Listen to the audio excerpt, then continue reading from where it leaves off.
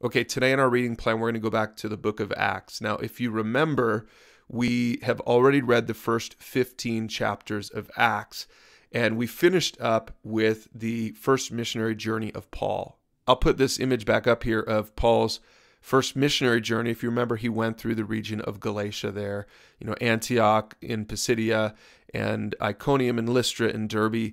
And then he eventually went back to Antioch. And if you remember in our reading plan, we covered Acts chapter 15, where the leaders in Jerusalem had to debate this issue about Jews and Gentiles in the same church. And did Gentiles have to become Jewish to become Christian? Well, then after that, we went and we read the letter to the Galatians that Paul wrote back to these churches. And we also read the letter from James, the leader in Acts chapter 15. So that's where we've been so far in our reading plan. Now back to Acts chapter 16, and you can see now that we're going to look at Paul's second missionary journey. It says that Paul went first to Derbe and then to Lystra, where there was a young disciple named Timothy.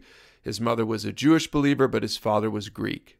Okay, back to the map here. We're seeing a portion of Paul's second missionary journey. Now, this time, he's coming from the land. He's coming from over here to the right, and he's moving northward. He's going from Jerusalem up through Antioch, and you can see here on the right edge of the map, the region of Galatia, which is where he visited on his first missionary journey. So now he's going to go through that area once again on his second missionary journey. And as we saw, this is where he meets a guy named Timothy. So back to the text.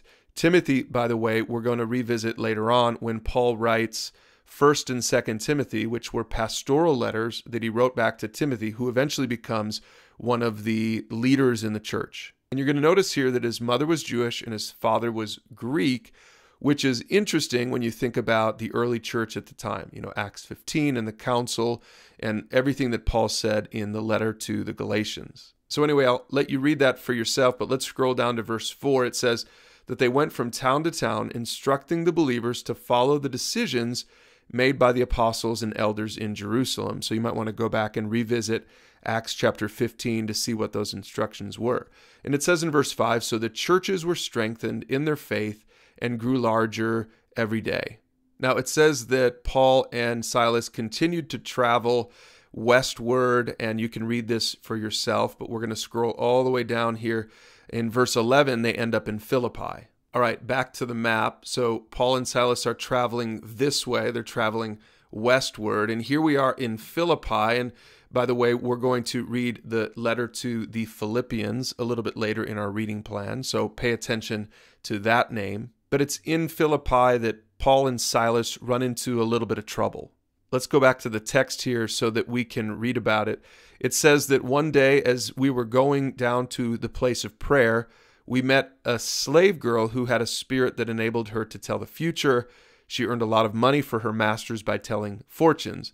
Now, I'll let you read this for yourself, and I don't want to spoil this for you, but pretty miraculous thing happens there. And as a result of it, it says that a mob quickly formed against Paul and Silas, and the city officials ordered them stripped and beaten with wooden rods. Now, again, I'll let you read for yourself exactly what happens here. Once again, more miracles in the early church, and you're going to see that Paul and Silas end up being rescued and miraculously saved. And it says when they left the prison, they returned to the home of Lydia, who was a believer there in Philippi.